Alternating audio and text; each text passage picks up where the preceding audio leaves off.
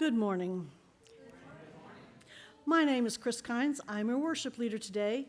Welcome to the weekly services of Buckman Bridge Unitarian Universalist Church.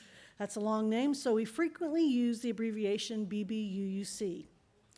We are so pleased to have the talented Mr. Timothy Edwards back with us. His music selections are always beautiful, meaningful, and emotive. His first piece is a tango. Timothy shared with me that the tango was once considered uncultured or low class, but with the popularity of the music, we come to understand the dance reflects the duality inherent in our character: love, hate, lust, apathy, attraction, revulsion, struggles played out in our relationships with others. His opening piece is Oblivion by Astor Piazzolla, a South American who popularized the tango and brought it to the stage. Timothy?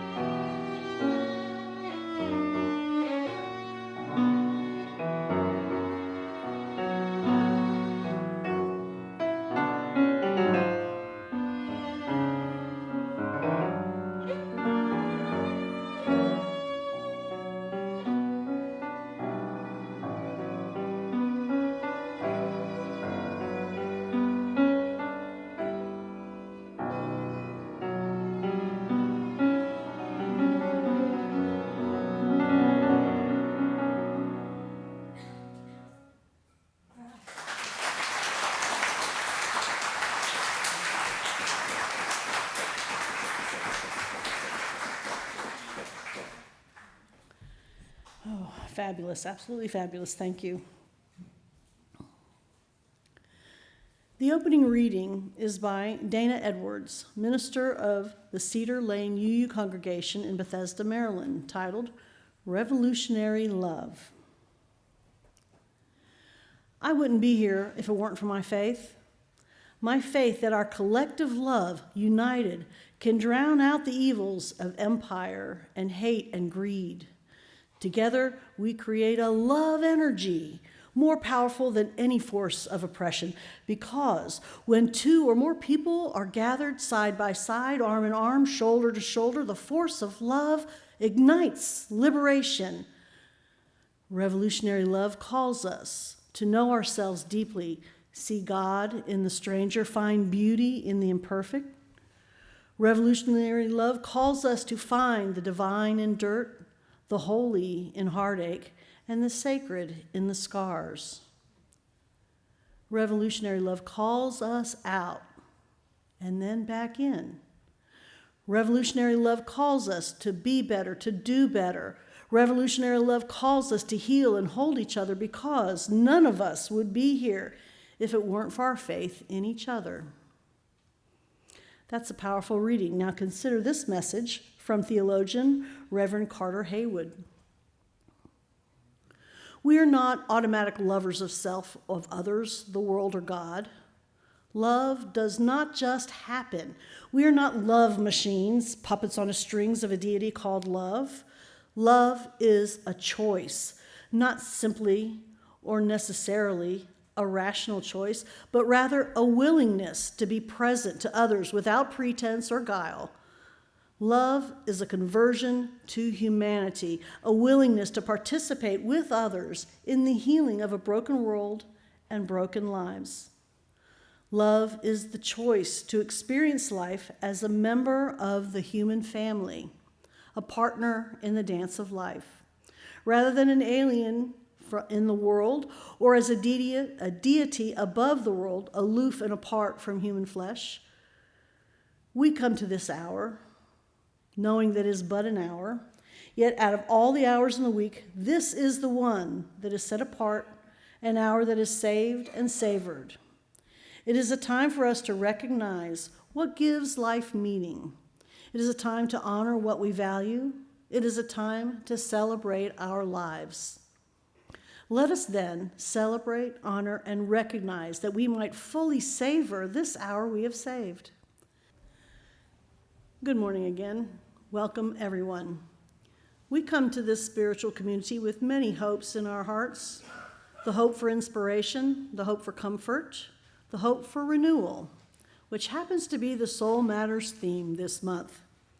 In this space and time, may inspiration water our thirsty souls, may renewal course through us, as electric as a surge of energy, as serene as a nourishing meal, as contagious as joy, and bring us vitality and rejuvenation.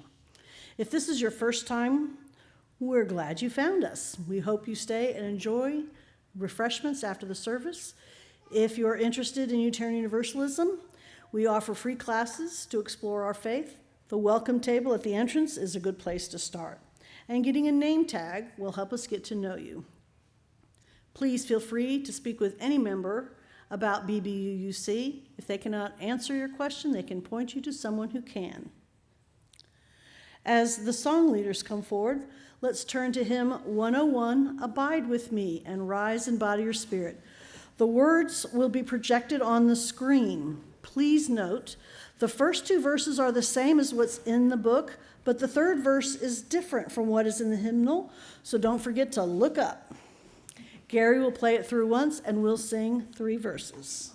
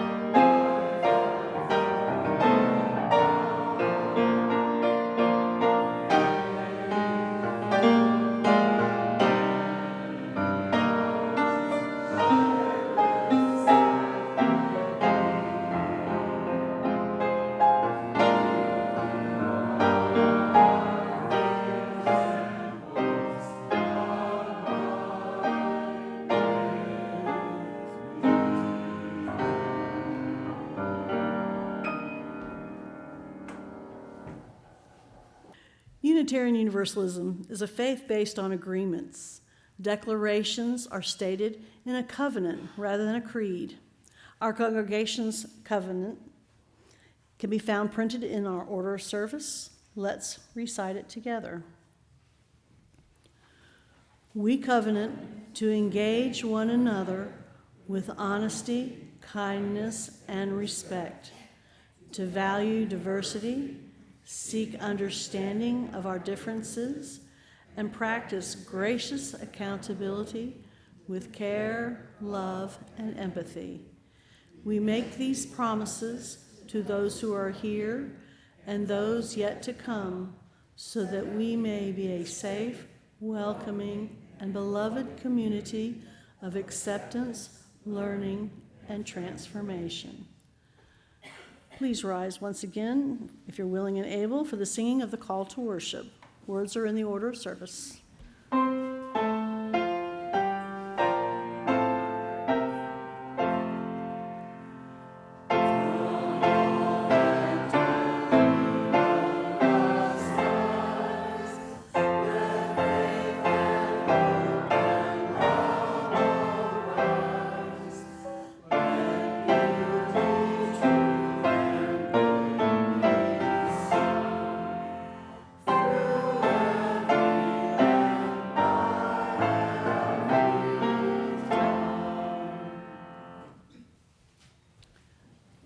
Nowak come forward to light the chalice for us this morning?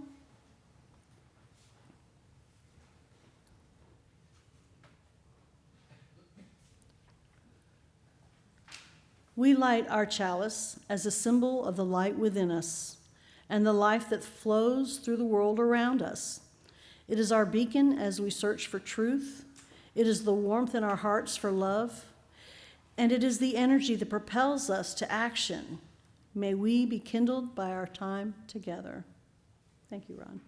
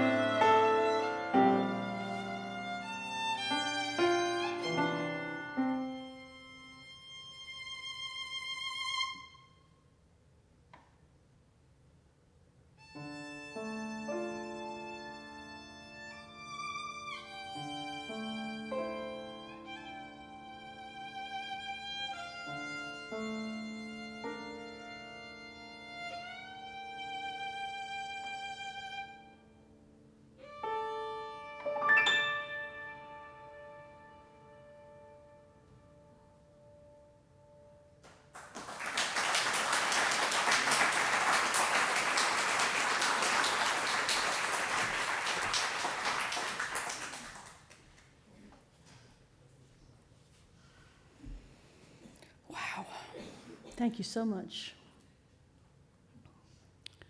The offering we take each Sunday is an opportunity to recommit to this place and to these people.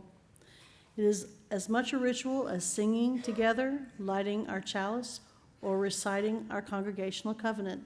It is a reminder of that form of love we call generosity. It is how we show that we believe it's important to worship together, to help our community, and to say yes to the values of our faith.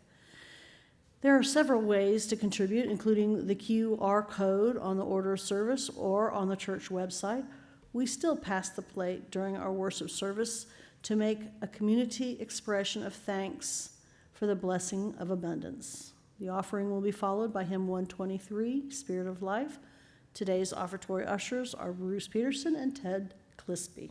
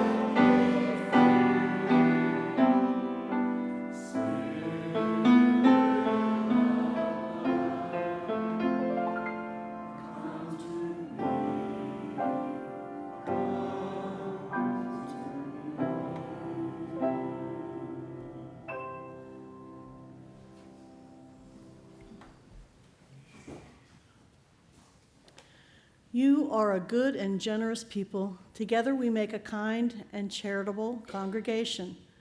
Recently, our BBUC board agreed to 2 Sundays this month where the entire plate collection will be donated to the UUA's Disaster Relief Fund, intended for the recent hurricane victims. As most of you are aware, some of our neighboring states were unprepared and slammed pretty hard with wind and water. The first of these collections is next Sunday, the 10th. The second is on November 24th. Your pledge offerings can be placed in the marked donation box situated on the back table. That way, members' pledges accounts will be separated and not confused from the plate donation for the relief fund. Thank you in advance. The reading, Community Well, is by Julia Hamilton, lead minister of the Unitarian Society of Santa Barbara, California. Spirit of Life, We need each other. We need one another to sit together in the dark when the electricity is out and the wind is howling. We need one another to wade through the water with nothing but an old canoe and the will to save as many lives as possible. We need one another to help tear down our moldy old rotten walls and build to put up new ones in a house that our grandfather built. We need one another when the sky clears, and yet we are still so filled with stories that if we don't tell them to someone else, we might hurt ourselves. We need one another to make us laugh on the first good day in a long while. And we need one another so that when our own little spring of hope dries up, there is a community well from which we can drink that will keep us going until the thirst is over and the worst is past and able to survive even when the rains come again. Today's sermon, A Judgement-Free Zone, was written by the Reverend Laura Horton-Ludwig, who serves the UU Fellowship of Santa Cruz County, California, presented today by Elizabeth DeCoux, a member who wears many hats. She's a BBUC board member. She also serves on the pastoral care team and the worship team. Elizabeth, the pulpit is yours.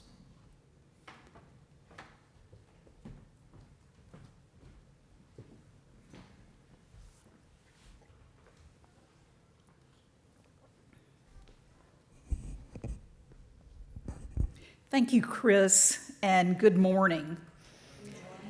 As Kris said, Reverend Horton-Ludwig's sermon is related to our November theme for our worship services, which is repair. This particular sermon is about the repair of relationships.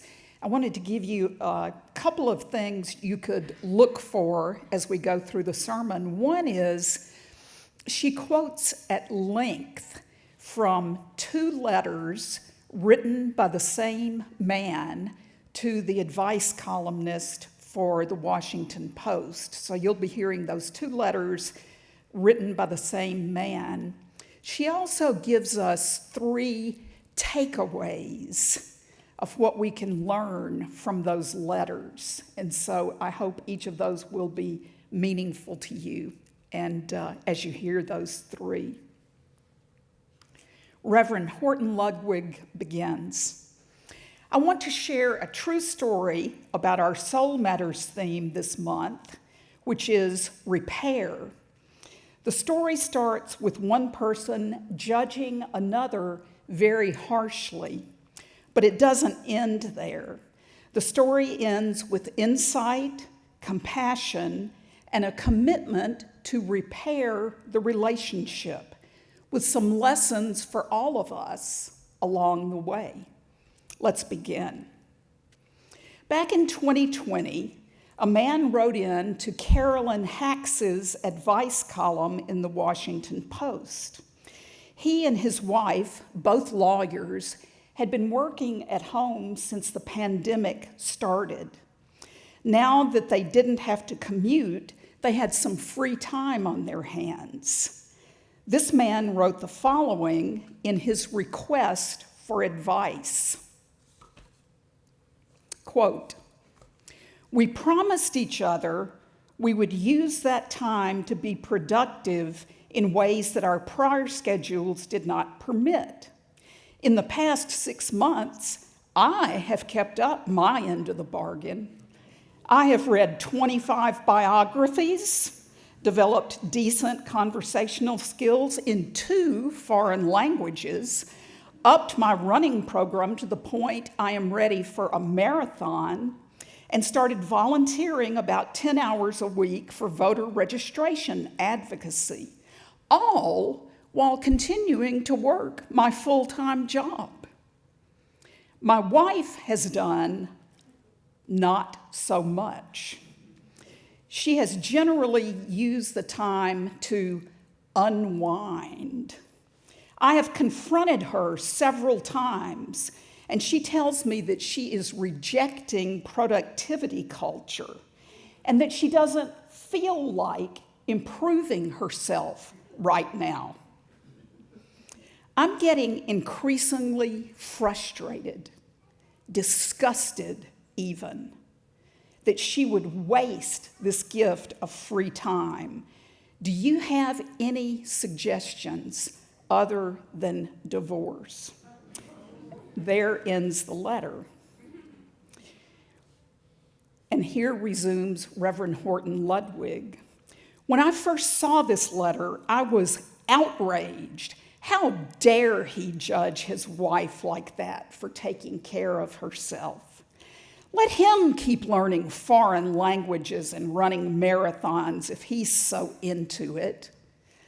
That was my knee-jerk negative reaction. Lo and behold, he wrote back to the advice column a few weeks later with an update that surprised me greatly. He wrote that he had, in fact, asked his wife for a divorce, and then sadly, both his parents died of COVID. This is his second letter to the advice columnist. Quote, "Despite the way I had treated her, my wife was completely there for me with unconditional support when my parents died. And I asked her to reconsider the divorce. She agreed, but only if I promised to complete a course of individual therapy to figure out why I had been acting so mean and judgmental. We uncovered a lot of issues from my childhood, notably that my parents equated not being the best with worthlessness. Even more so, they believed that life was something to be suffered through with grim determination, and that enjoying oneself was almost always inappropriate. For example, when I was 12, I woke up one day to find my beloved piano had been sold because I was having too much fun and treating it like a toy. Similarly, I was forced to switch from soccer to track in high school because I wasn't good enough at soccer to be a starter, even though I loved being part of the team. This all resulted in my being incredibly critical and also jealous of people who could simply find joy in things. Hence my treatment of my wife, as well as a tendency to pursue activities I didn't even like that much due to a fear that I would otherwise be bad. He concluded his letter, "I will certainly be making amends for years to come, but I am actually feeling happy and hopeful now. I am just sorry I wasted so many years and caused so much pain in the process." Thus ends his second letter. Wow. Mr. Rogers once said, "There's hardly anyone you couldn't love once you know their story." When you're feeling judgmental about someone else's behavior, please learn from my mistake. And remember, you don't know the whole story of how that person got to be the way they are today. When I heard the second part of that lawyer's story, I was so moved. I had been so wrong about what was driving his pushy, judgy behavior. This was someone who had been emotionally abused as a kid by parents who may well have suffered the same kind of abuse when they were little too. For me to say that guy's a jerk fell so short of the complicated, poignant reality of his life. And indeed, it just replicated more of the emotional violence he had grown up with. I'm grateful to have been reminded of what Mr. Rogers said. There's hardly anyone you couldn't learn to love once you've heard their story. And isn't that the foundation of our Unitarian Universalist faith, that all of us are held in love? That if we could only know each other deeply enough, we could not help but love each other? So when you find yourself getting judgmental about someone else and their way of doing things, I encourage you to remember this story. Ask yourself, what exactly is pushing my buttons? And then ask yourself the magic question: whatever that thing is that's pushing my buttons, is that something I wish I could do, only I'm not letting myself do it? That is the second takeaway, that our judgments tend to reflect a yearning or an unmet need in ourselves. So is there something when I criticize someone else that I wish I could do, but I'm not allowing myself to? Maybe not, but maybe so. Whenever that does ring true, we all have an obligation to practice relationship repair by walking back our judgments and focus instead on tending to the unmet needs of our own hearts. Which leads us to the third takeaway from the lawyer's story. Setting our own boundaries helps us let go of judgment. I am so impressed with the behavior of the lawyer's wife in this story. When she said to her husband, "Yes, I will stay in this marriage if you can figure out why you've been acting so judgmental." By saying that, she was setting a very important boundary for herself. Instead of getting caught up in judging her husband, she was clear with him about her needs. She was clear that his behavior toward her was harmful and it needed to stop, or she would not stay in the relationship anymore. That's not judging. It's setting a boundary to take care of yourself. And it's a gift to the other person because it lets them know what you need.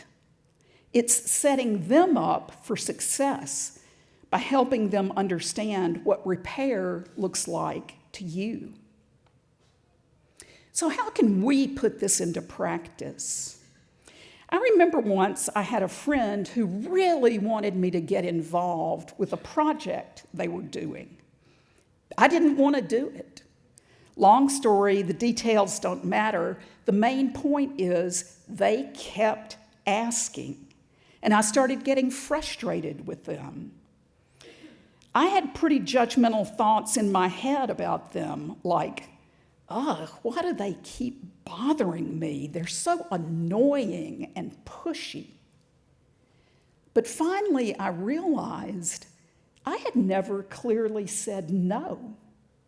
I had given them some wishy-washy, maybe we'll see types of responses, but I had not been clear with them. In my head, I was angry at them, but I'd never even given them a chance to fix the problem. Instead, I was the one who was driving us apart. It was such a relief to be able to set a boundary by sitting down with them and saying, "Look, I know you want me to do this, but I'm not going to. I'm just not." It was such a relief to set that boundary. It got our friendship back on track, and now I can even look back with admiration for how strong an advocate they were of something they cared about. Now, to recap once more, When you're feeling judgmental, try clarifying your boundaries instead. Remember that your judgmental feelings may be masking an unmet need in you. And never forget, you don't know the whole story about another person and what makes them act the way they do. If you did, you couldn't help but understand and maybe even be able to love them. So go forth and practice repair by letting go of judgment. Our personal relationships need it, and our world needs it. One small step at a time, this is how we learn to understand more, love better, and repair all in the world that is still broken. May it be so. Amen. Thank you.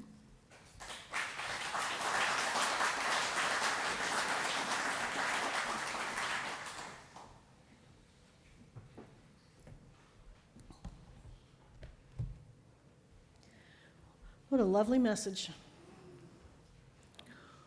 Will our song leaders return to the dais? If you'll please rise and bow to your spirit for the closing hymn and benediction as we turn to number 331. For the closing hymn today is Life is the Greatest Gift of All.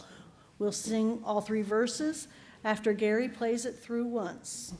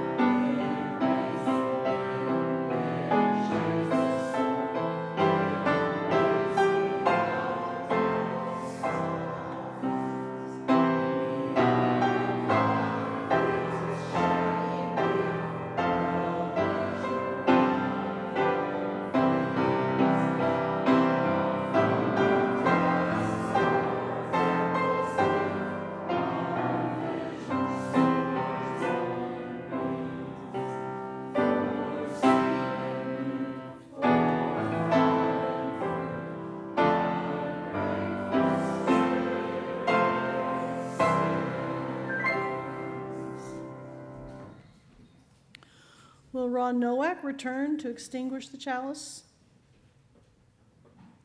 Ron?